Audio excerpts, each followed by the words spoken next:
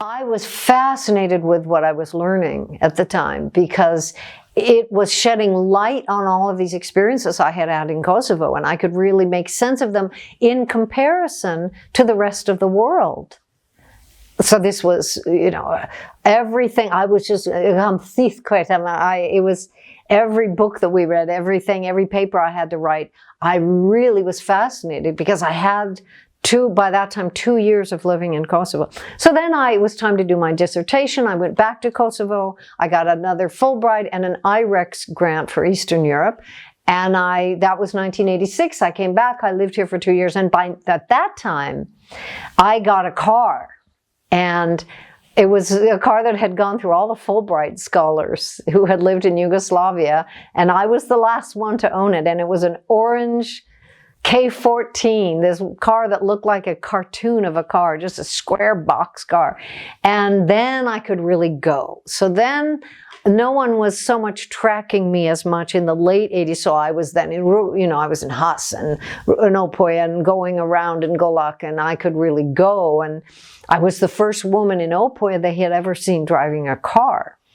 And I was trekking the women around, those who would be walking, we would pick them up and go around. And so that whole period of field work was incredible. So I really did stay a lot in Opoj, in the village of Belobrad. Again, I've never told this story in English, so I'm, this is so interesting to hear it for me. And then Hus, of course, was absolutely fascinating, difficult. Girls in 1986, 87, 88 were still getting engaged by Msit, matchmaker, when they were 14, 15 years old. So that's not that long ago, and that was a completely different life. And all of the men were bupieks, were bread makers, so they were all gone. So it was a very strange life there. Usually every family had maybe one man around, but generally it was a women-dominated, women were running the households there, and it was very difficult. No water, no wood for fires. I mean, really minimal existence, and whatever their husbands could make as bakers, which was also a very difficult life wherever they were baking, because they were baking all night. And then would try to, they never incorporated into the local cultures because they were bakers. So that was fascinating. And then Opoj, very interesting area, very conservative, where the women, in some places, some villages, it was so conservative, the women didn't even do farm work because they never left the walls. Morat, the korskan kalju, garda, morat, spis, it was so conservative. But very rich then in culture. And so did a lot of studying there. My dissertation, my doctoral thesis was about migration, gurbet. That's why I really studied these bread makers. And then in Opoj, their tradition of gurbet had really started in the early 1900s, especially in Gora, which is beyond Opoj, on the way to Macedonia. Those people had been going as migrants to Balkans, like to Turkey, to Bulgaria, to Macedonia, and that's where they got this zanat of ambultore, sweet shops.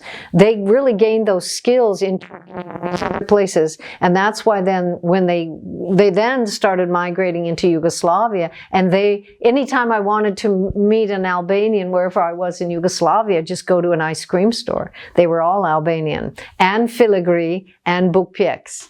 So if you want, I could go anywhere I was, I could say, I would just go in and they were Albanians. So anyway, studying migration in Opoj was fascinating. So they had had an early tradition of migration, earlier than other places, but also in the 70s, of course, when all of Yugoslavia was going out, when Germany was asking for workers, and they all went. And then in the 80s, so much migration. But my thesis was about the fact that these migrants, at that time, just the men, all the women stayed behind. And what my thesis was, what my theory was, that because the men lived alone, And they hardly incorporated into the local societies because they lived to make money to send home, and that's all. So they lived on beans and bread, and they lived 6 men in a room, so that everything could go home. And they went home once a year. Even I know migrants who were in Beograd from Opoja, and they still only came home once a year, maybe twice from Beograd. So it was very rarely home. For 25 years, for 30 years, they were not home. And their heart was left in Opoja. Their identity as men, their spirit, and who they were as human beings, it was related to their identity as Opoja men, not in Linz or in Vienna or in Geneva or in Berlin or Munich. That was just where they, even though it was 25, 30 years, that's just where they had their bodies, and they made money, and they lived, and they sacrificed everything. Most of them didn't make money. Some of them went to America and became wealthy. I mean, a few people gained wealth, but most of them were just supporting their families. And the point is, when they came home, they wanted to see life in the village as it had always been. In fact, the wife of migrants, the family of migrants, lived a more conservative life because they had to maintain this high moral standard. So when the husband came home, they had never been seen outside the walls of the house or whatever. It was more strict and more conservative for the families of the men who were abroad. They were living in extended families. So say you had a few men living home, but his wife had a tougher life than anybody. And when he came home and had gifts for the family and money, he had to distribute it equally. So that his wife, the wife of these migrants, really suffered the most. That was my experience, and that's what I was studying. I wanted to ask you to talk to us about all the Dytë that you learned about, and what did you think about them? How did you accept all these? Was it weird for you? People always ask me that when I do these TV things. And no, what's weird is that it wasn't weird at all. So these... I really always loved being in the village the most.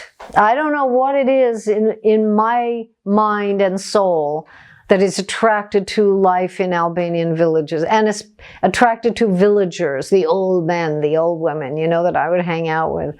And the food, I mean, my grandmother was a peasant in America. She's from Nebraska. And my mother was really a peasant at heart, even though she eventually grew up in Los Angeles. But I have that blood, something about rural culture I have in my blood, and it's what attracted me. So it's very nuanced, and it's very complicated because, for example, there would be friends visiting, and they would see women just standing there like this. The men are all having conversation in Oda and Mohabet, and the women are just serving tea and then just standing there, not engaging in the conversation. And, people come from the outside and look at that and go, oh my God, the way these women are treated. On the other hand, for the most part, I felt all my years, and this is including now the 1990s, that women here were much happier than women in America. Because they were never alone. They always had a group of women. There was never a question of feeling bad or depressed. That hardly existed. When up in my neighborhood in Bregdili, when I would be homesick, for example, and sort of depressed, they would it didn't even register for them. Like, how could you care that much about yourself to be depressed? It didn't exist for them. They had grown up since they were kids. Though you wake up in the morning and your first thought is, what's going on with the whole family? And what am I doing? What's my role? And what work do I need to do? Or who, it was a collective brain mindset, just collective. And there was not a much sense of you don't wake up in the morning and go, well, how do I feel and what do I need and what am I going to do today? It didn't exist. So my experience, and obviously this is very layered and nuanced, and there are all kinds of people with all kinds of experiences, both in Kosovo and in America, for example. But in general, women were definitely happier because they weren't dependent on their marriage for their happiness. So they had a whole different concept of what is marriage. In the Western society, let's say, the idea, it's a romantic idea. You fall in love and you're going to have this wonderful life together. But after 5 or 10 or 20 or 30 years, that love diminishes, and maybe you live for your kids. But there's no idea that you have to be with that person for life. The idea of what is a marriage is completely different. So especially these arranged marriages, I found them to be the happiest because you grow up with the idea you're going to have, you work very hard to show how industrious you are, what a good worker you are by doing your chores. And that's all you do. I mean, most of these women that I knew in the 80s who were mothers, grandmothers, they had never been to school. They were just doing chores, high school. They spent 5 years just doing chores. This beautiful handwork was to show how industrious. And if they were that busy all the time, then they weren't getting into mischief. So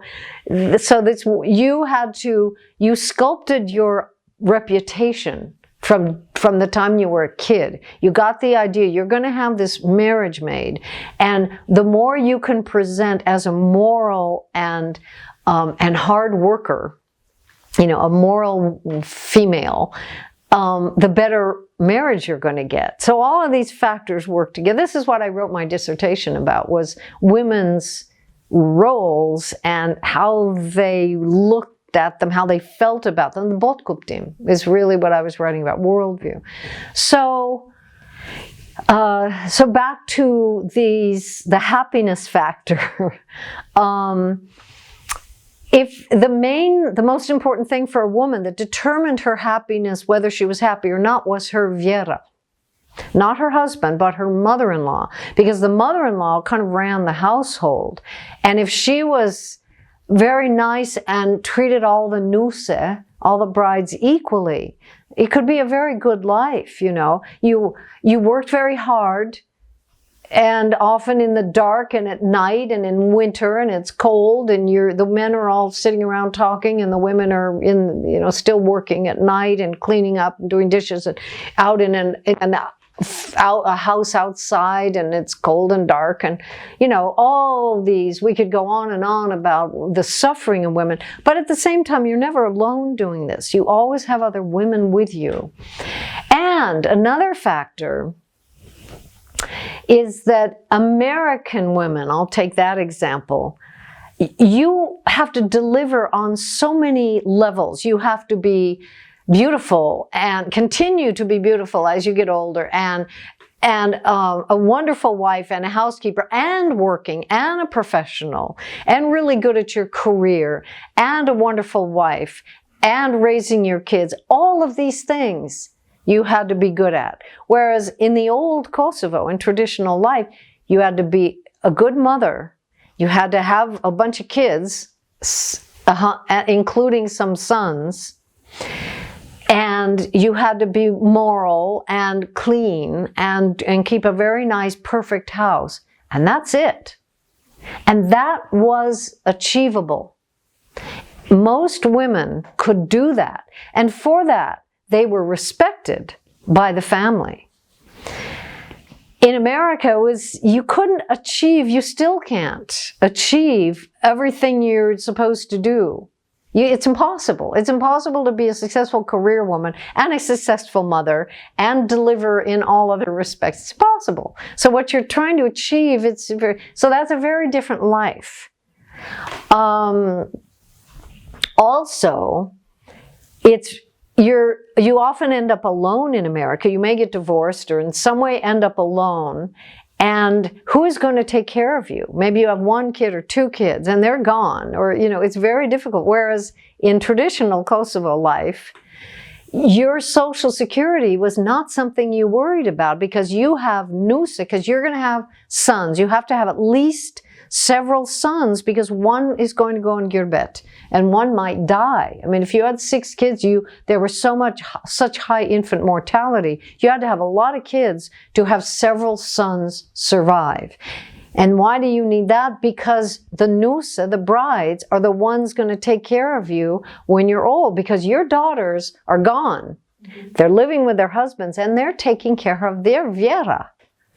So that has all changed now. But so in terms of how did I think about these lives, it's a complicated thing, because in some ways they were much happier. The women, you know, they worked really hard and then they have breakfast and they sit around and have tea and they hung out and, you know, and then they got it together and made drek, you know.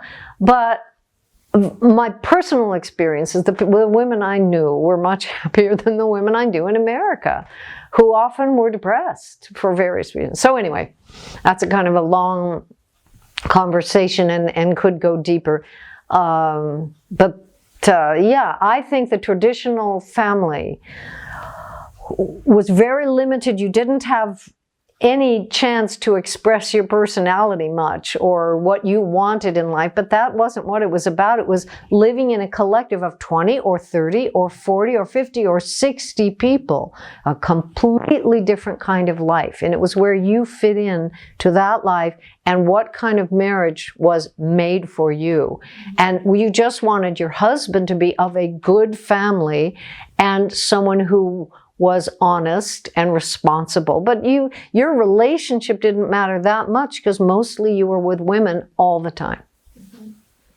So you said that in 1986 you were traveling all around Kosovo. Did you stay in Pristina? Yes. My base was then. Then in 86, I moved into the houses with the villagers. So I was still up in Bregdili, same neighborhood, but now living in Feride and Feriz, my mother Feride, my father Feriz. So I was like one of the members of the family. And she was my mother Feride, she prayed 5 times a day. And it was a typical, really typical, completely typical Albanian village family living in the city. Who, you know, with the husband retired by then, coal miner. And then the sons got married. And so then I was living in a house with 2 nuse and then kids. And then it grew and grew. But that was my rock. I mean, that family and the neighbors around them, it was a fantastic life. I loved it. And the younger people kind of were sort of mystified by what I was doing in the villages. So I would come back with videos from Haas, for example, the women wearing drasa, you know, and this costume and this hala kula, you know, and this old way of living. And they were sort of offended by it, because young people in Pristina may have had villager parents or grandparents, but they didn't want that identity. They want to be identified as city people. So my relationship to these villages, I was so into that life, was kind of a bit of a contrast, you know. This is what I wanted to ask, the differences you saw in villages and in the city. Everybody in the city was trying to be more European. Yeah, well, yes, but I thought it was very difficult for professional women in Pristina, because it was the most difficult life, because in some ways you had your freedom and that was great, but like the women I knew at Institute Albanologica, or the faculty, you know, the professor women, they still had to be home cooking dinner, have a beautiful dinner. Guests are coming after dinner every afternoon. So at that time, lunch was at 3 o'clock, drek. And then after, that's what you did in the afternoon. You went there, it wasn't cafe society, you went to each other's houses. So you had to have perfect house, this clean, you know, I would say to my American friends, you look at a stove, you know, in Kosovo. And it looks like they just bought it, and it's 20 years old. And one of the sister that I lived with in that family, Sadiku, Sadet said to me one day, she said, you know, you can clean your house every day, and then one day you don't, and the guests come. And you never, your reputation is tarnished forever. You hear about it from then on. And rethi, your social circle, is what's controlling your behavior, because everybody's talking about everything. So that was especially hard in Pristina. You know, everything, that's a lot of work for a woman when you're working at a job and your house has to be perfect, and you have all this, the hospitality, which Albanians are so proud of, mikpritje. It's beautiful, and I, of course, loved it. But on the other hand, that mikpritje made life very difficult for professional women, because they had to, their whole life, they had to be always ready for guests, and that's difficult, you know, when you're a professional woman. I wanted to ask also about the weddings and other festivities in the city. What was the difference in the period? I didn't go to many city weddings, as a matter of fact. I mean, I remember, I think just one hotel wedding actually in Vitia in the 90s. I was always in villages, really. Well, there were some in my neighborhood, but they always were getting village women. And so it was still a village wedding, really. But at that time, it was separated. The main thing was men were over there, women were in a different house. So it was very separate activities. But the best thing was about being a woman anthropologist. I don't understand how men can be anthropologists and really completely understand a society, because women can go to both sides. I could really just be a woman and hang out with the women and sleep with the women and talk about every intimate thing about life and love and sit and, you know, meeting somebody secretly before you get married, all these secrets and everything. Because I'm a woman, I always was hearing all of this, what they really felt like. But I also was wearing pants and sitting cross-legged, komkruch, shilte, like a man. And I could do muhabbet like a man. There was a very different kind of linguistic style of women and men. Women didn't talk about history. Women talked about, you know, food and turshi and guests and gossip and things. And men were talking about, you know, political things. They're really very separate kinds of conversation, but I could hang with the men and really talk to them too. So this is an extreme advantage for being a woman anthropologist, is you can go to both sides. So in a wedding, well, you know, I wrote a book about the weddings. I mean, there's a lot to it. But of course, I love the dancing and being a dancer. And in Opoja, they have kulchoja, which is a sequence of 11 dances in a row that the men do, which was, and still is, incredible, very serious, very not fun dancing, but more like really serious, historic, epic dancing. And I loved that. That's what I wrote my master's about, and learned it and I still do it with the men in their wedding. You know, I'm the only woman who does kulchoja, I think, and it's a complicated dance. Each dance, in 11 dances, it takes about 25 minutes or 30 minutes to do. And each one is a different rhythm. So it's Zorla Lodra, but first it's Rubato, which is no rhythm. They're just following the dancers. And then it's 12-8, and then 7-8, and again 12-8, 3-4, 7-9-8. And this is incredibly beautiful and interesting. And then the women has this fabulous song, especially in Opoja, they have two-voice singing. They're like this, singing in two levels next to each other. And they're not aware of it, the women, they just do it. And beautiful songs about Gurbet that are just, I call it Gurbet blues. You know, it's like, it's the tragic you know, you're leaving and you'll never see your parents again, and you're going to be hungry on the road, and, you know, all of these tragic songs of Gerbet. Anyway, beautiful. All of that was beautiful culture. And then, you know, when I was first here, the weddings took several days in Opoya, and so many rituals. I mean, you know, Simi Idondrit, and getting up at, you know, 4 in the morning the next day per petlat, and you know, and all many customs to do with Jerdek, you know, when the man comes into the room and the woman has never seen the man before. I mean, I have videos of brides. I'm sitting on the bed, one bride in particular in Opoya, who I know now, but at that time we never spoke because brides don't speak. So I was with her, that wedding was like a week long, and I filmed every part of it, and I never spoke to her because brides don't speak. So I saw her a couple of years ago. I just saw her recently, and like talking like crazy because she had seen my film of her wedding, of course. But I sat with her on her bed in the Jerdek, we call the bridal chamber, and here comes the groom she's going to live with for the rest of her life. She has never seen before, and he walks in the door, you know, and I'm just filming her waiting for this to happen. And, you know, every part of it was so dramatic and existential and, you know, just unbelievable. Yeah.